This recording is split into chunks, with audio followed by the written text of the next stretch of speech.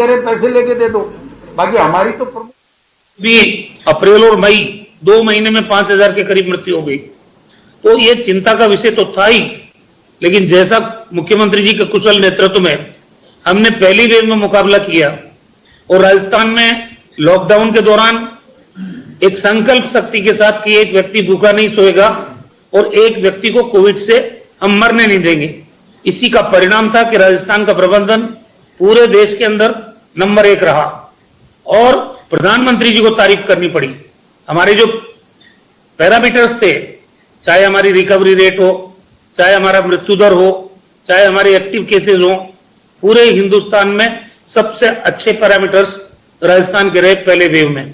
Second wave में भी हम, हालांकि केसेस बहुत बढ़ गए, 2,12,000 एक्टिव केसेस हो गए।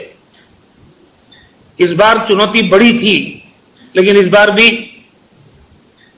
मुख्यमंत्री जी के कुशल नेतृत्व में हम आगे बढ़ रहे हैं और कोरोना पर अब लगभग कहां 2,12,000 एक्टिव केस, कहां अब 27,000 एक्टिव केस, हम ये इस कोरोना पे नियंत्रण करने में सफल हो रहे हैं। लेकिन आज भी, क्योंकि पिछली बार भी स्लोगन था मुख्यमंत्री जी का कि असावधानी हमको खतरे में डाल सकती है, आज केसेस चाहे कम हो गए हों, लेकिन ये मास्क लगाने की बात है, 2 गज की दूरी बना के रखने की बात है, तमाम जो सावधानियां हैं वो हमको रखनी है। आज का दिन तो बहुत महत्वपूर्ण दिन है, जब हमारे जो बॉर्डर के जिले हैं बाड़मेर, उसमें जिस ढंग से आज 7 लोकार्पण और 5 शिलान्यास, 4 वहां का, एक भीलवाड़ा में भी हो रहा है, तो ये आज कार्यक्रम संपन्न हो रहे हैं। और मैं समझता हूं कि राजस्थान में अब चिकित्सा के आधारभूत ढांचे को मजबूत करने के लिए, क्योंकि जैसा विशेषज्ञ चिकित्सक बता रहे हैं कि तीसरी वेव आ सकती है, ये चाहे अगस्त में आए चाहे सितंबर में आए, और ये वेव बच्चों को प्रभावित करेगी। तो राजस्थान में जिस ढंग से पहली जब हमारी वेव थी, हमारी 0 टेस्टिंग कैपेसिटी थी, 0 टेस्टिंग कैपेसिटी से आज हम 1,45,000 RT-PCR टेस्ट राजस्थान में कर सकते हैं। 70 जगह ये प्रयोगशालाएं हमने बनाई है। और अभी जो डोर टू डोर सर्वे किया गया, जो ILI केसेस आइडेंटिफाई किए गए, हमारे स्वास्थ्य विभाग की टीमें, आशा सहयोगिनी, आंगनबाड़ी कार्यकर्ता, तमाम लोगों ने, किसी जिले में 2 बार हुआ, किसी जिले में 3 बार हुआ, किसी जिले में 1 बार हुआ, लेकिन लगभग 16 लाख लोगों को जो ILI सिम्टम वाले थे उनको आइडेंटिफाई किया गया और उनको दवाओं के किट बांटे गए। और सबसे बड़ी बात यह कि अब जो है हमने व्यवस्था दी है, पहले हम एंटीजन टेस्ट नहीं कर रहे थे, मुख्यमंत्री जी ने उसको परमिट किया। ये जो ILI सिम्टम वाले लोग हैं, इनको न केवल दवा दे रहे हैं बल्कि इनका एंटीजन टेस्ट कर रहे हैं, और एंटीजन टेस्ट में जो पॉजिटिव आ जाता है उसको आइसोलेट करना या गंभीर स्थिति में अस्पताल में भर्ती करना। जो लोग एंटीजन में पॉजिटिव नहीं आते हैं और ILI है, उनके RT-PCR के सैंपल कलेक्ट किए जा रहे हैं, ताकि जो ये ग्रामीण क्षेत्रों में इस बार संक्रमण का प्रभाव फैला है उसको नियंत्रित किया जा सके। और इसी रणनीति के तहत राजस्थान में ग्रामीण क्षेत्रों में हम इसको नियंत्रित भी कर पाए हैं। मैं समझता हूं कि बाड़मेर में तो मुख्यमंत्री जी के नेतृत्व में मेडिकल कॉलेज का शुभारंभ हुआ है। फिर वहां मांग की सारे जनप्रतिनिधियों ने, यहाँ 500 बेडेड अस्पताल होना चाहिए, मुख्यमंत्री जी ने 500 बेड अस्पताल किया। जैसलमेर जो हमारा एस्पिरेशनल डिस्ट्रिक्ट है, वहां नए मेडिकल कॉलेज की शुरुआत हम करने वाले हैं। जोधपुर संभाग में सिर्फ जालोर को छोड़ के सिरोही भी, पाली भी, बाड़मेर में तो हो ही गया, जैसलमेर में भी सब जगह नए मेडिकल कॉलेज खुलने जा रहे हैं।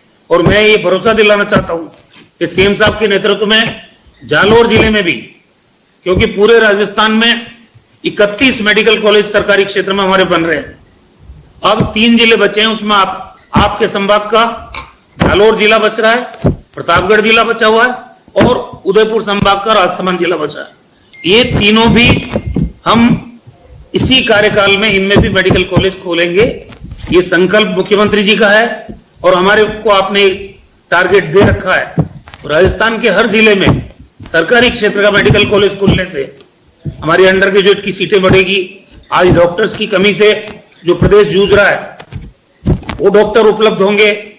सुपर स्पेशलिटी की सीट हो चाहे पीजी की सीट हो, असाधारण वृद्धि हुई है इन 2.5 सालों के अंदर, और उसकी वजह से आज विशेषज्ञ चिकित्सकों की जो कमी से जूझ रहा है राजस्थान, उस कमी को हम पूरा कर पाएंगे। हमारी भौगोलिक परिस्थिति हम जानते हैं, रेगिस्तानी इलाका है, चितराई आबादी है, ये जो आदिवासी अंचल है जहाँ एक एक पहाड़ी पे मकान बने हुए, यहाँ चिकित्सा व्यवस्था आम व्यक्ति के डोर स्टेप पे पहुंचाना अपने आप में एक चुनौती है, लेकिन इस चुनौती को मुख्यमंत्री जी ने स्वीकार किया है और अब राजस्थान के लगभग 400 सामुदायिक स्वास्थ्य केंद्रों को हम चिन्हित करने जा रहे हैं, जहां पे मूलभूत सुविधाएं 4-5 बेड का ICU, centralise oxygen system, oxygen generation के छोटे प्लांट और उसके अलावा वहां पे मल्टी मॉनिटर सिस्टम, सब चीजों की व्यवस्था रहेगी। डॉक्टर्स भी हम तैनात कर रहे हैं। जहां तक मैन पावर, मुख्यमंत्री जी की सोच से हम 3,500 डॉक्टर, 12,500 नर्सिंग कर्मी, 7,800 CHO, बाकी सारी भर्तियां राजस्थान में की गई है और आवश्यकता पड़ेगी और करेंगे।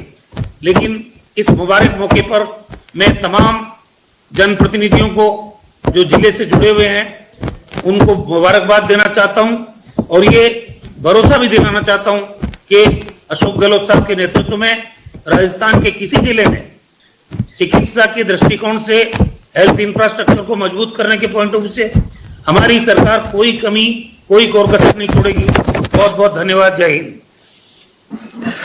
बहुत बहुत धन्यवाद और आभार माननीय चिकित्सा मंत्री डॉक्टर रघु शर्मा साहब का। और अब सादर अनुरोध देश दुनिया के समक्ष कोविड प्रबंधन का उत्कृष्ट उदाहरण प्रस्तुत करने वाले हमारे माननीय मुख्यमंत्री महोदय से कि आपके आशीर्वचन प्रदान करें।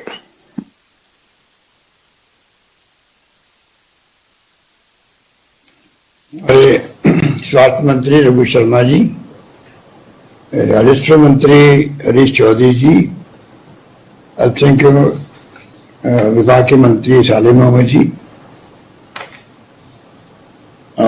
बीसी से जुड़े हुए हमारे तमाम साथी महेश जोशी जी, अमीन खान जी, भीमाराम जी जैन, मदन प्रजापत जी, पद्माराम जी, रामलाली जाट, रफीक खान साहब, आदरणीय गायत्री त्रिवेदी जी, आलोक बेनीवाल जी, मेयर साहिबा मनीष गुजर जी, सोमिया गुजर जी, राजीव अरोड़ा जी, रचना शर्मा जी, चीफ सेक्रेटरी नीरज आर्य जी, अखिल अरोड़ा जी, कुलदीप राका जी, कुंजीला जी मीना, भवानी देता जी, वैभव गलेरिया जी, सिद्धार्थ महाजन जी, सुधीर शर्मा जी, जो हमारा आज जिन्होंने जिनके बदौलत ही प्रोग्राम संभव हो पाया और जिन्होंने आगे बढ़कर के राजस्थान के अंदर जो इस भयंकर जो जंग लड़ी जा रही है कोरोना से, कोविड-19 से, उसमें भागीदार निभा रहे हैं अनिल अग्रवाल साहब, प्रशांत जैन साहब, सुकेत सिंगल जी, के श्रीकांत जी और हमारे तमाम कलेक्टर जुड़े हुए हैं, प्रिंसिपल मेरे कॉलेज के प्रिंसिपल जुड़े हुए हैं, पीएमओ सीएमओ से जुड़े हुए हैं, अधिकारीगण जुड़े हुए हैं और ये वीसी ओपन रखी पब्लिक के लिए भी। तो हमारे कई साथी जो प्रदेश के हैं वो भी जुड़े हुए हैं। तो मैं सबको प्रणाम करते हुए अपनी बात कहना चाहूँगा और सारी बातें बहुत विस्तार से हो चुकी है। 7 लोकार्पण संभव हुआ क्योंकि टाइम पे सब काम पूरे हो गए। ऑक्सीजन प्लांट के भी, वेदांता फील्ड हॉस्पिटल का भी, बेताड़ी गड्ढा रोड का CHC का भी ऑक्सीजन प्लांट लग गए। आप जैसलमेर में भी, जयपुरिया अस्पताल जयपुर में, HSB सैटेलाइट हॉस्पिटल अम्बा माता उदयपुर में, KK सैटेलाइट हॉस्पिटल श्रीनगरी उदयपुर में, MG हॉस्पिटल्स कैंपर भीलवाड़ा में, शिलान्यास हो रहे हैं Barmer modular operation theatre modern post JSW energy द्वारा, ऑक्सीजन प्लांट राजकीय चिकित्सालय में बाड़मेर में चिकित्सा शिक्षा विभाग द्वारा, ऑक्सीजन जनरेटर प्लांट राजकीय चिकित्सालय बाड़मेर UIT द्वारा, ऑक्सीजन जनरेशन प्लांट चिकित्सालय बाड़मेर हिंदुस्तान पेट्रोलियम और HRRL द्वारा, ऑक्सीजन प्लांट 2 राजकीय नाटा अस्पताल में नगर परिषद द्वारा। ये इस बार जो माहौल बना है उससे मैं कहना चाहूंगा कि कोविड की लहर जब पहले आई थी तब शुरुआत हमने ये करी कि तमाम क्योंकि बहुत बड़ी चैलेंज सामने आ गया था कि पता नहीं दुनिया भर के अंदर जो घातक महामारी का प्रकोप शुरू हो चुका है। और राजस्थान में जैसे कहा गया जैसलमेर से ही एक पेशेंट आया था इटली से, फिर वो जयपुर आए, फिर दिल्ली गए, तो उस मार्च 20 से ही प्रारंभ हो चुका था। तो हमने इसका मुकाबला करने के लिए सब पॉलिटिकल पार्टियों के नेताओं से बातचीत करी, धर्म गुरुओं से बातचीत करी, रिटायर्ड डॉक्टर्स से बातचीत करी, NGO से एक्टिविस्ट से बातचीत करी, सबको इन्वॉल्व किया। उसका नतीजा ये रहा कि दानदाता इंडस्ट्री के जो CSR फंड वाले हैं उनसे तो नौबत बाद में आई, पर जब पहली बार शुरुआत करी तो मैं समझता हूं कि उस वक्त में पहली लहर आई थी पर ऐसी घातक नहीं थी, दूसरी आई। फिर भी लोगों ने, लॉकडाउन लग गया था तो लोगों में एक ऐसी भावना पैदा हो गई, पूरे प्रदेशवासियों ने, NGO ने, दानदाताओं ने, तो संस्थाओं ने मिलकर के जो एक दूसरे की इमदाद करी, मदद करी, चाहे वो खाना बना हुआ हो, चाहे वो सूखे राशन के किट्स हों। सरकार की तरफ से भी हम लोगों ने लाखों लोगों को 1,000 रुपये, 1500 रुपये पर मंथ देना शुरू किया, 35 लाख लोगों को। राशन की दुकान में धान की व्यवस्था करी, और ऐसा माहौल बन गया सब एक दूसरे से घर। हमने कहा कोई भूखा नहीं सोना चाहिए, वो सिद्ध कर दिया प्रदेशवासियों ने उस वक्त में भी। तो उस वक्त ना ऑक्सीजन की ऐसी कोई चुनौती थी सामने, ना दवाओं की कमी थी, बल्कि बेड खाली पड़े रहे। हमारा ICU बेड, वेंटिलेटर की जरूरत नहीं पड़ी, वो माहौल भी था उस वक्त में। और इस बार जो जिस प्रकार लहर आई अचानक की और गांव तक पहुंच गई, पिछली बार गांव में नहीं पहुंची थी, जो लोग कोई प्रवासी आए थे इक्के दुक्के वो खाली गांव तक पहुंचे थे। इस बार तो गांव में कोरोना पहुंच गया, गांव से लोग आ रहे थे तो बहुत सीरियस होकर आ रहे थे। ऑक्सीजन इतने बेड भर गए पेशेंट से, पॉजिटिव के इतने आने लग गए कि पूरे देश में हाहाकार मच गया ऑक्सीजन को लेकर के, दवाई रेमडेसिविर को लेकर के। और जो मीडिया में भी और जो सुनते थे जिस रूप में, सब लोग चिंतित हो गए। उसका मुकाबला करने के लिए जिस प्रकार से आज जो मैंने नाम पढ़े आप सबके, मैं आप सबको शुक्रिया अदा करूंगा कि सरकार तो अपना काम कर ही रही है, चाहे केंद्र हो चाहे राज्य सरकारें हो। ऐसे वक्त में सबको मिलकर ही चलना पड़ता है।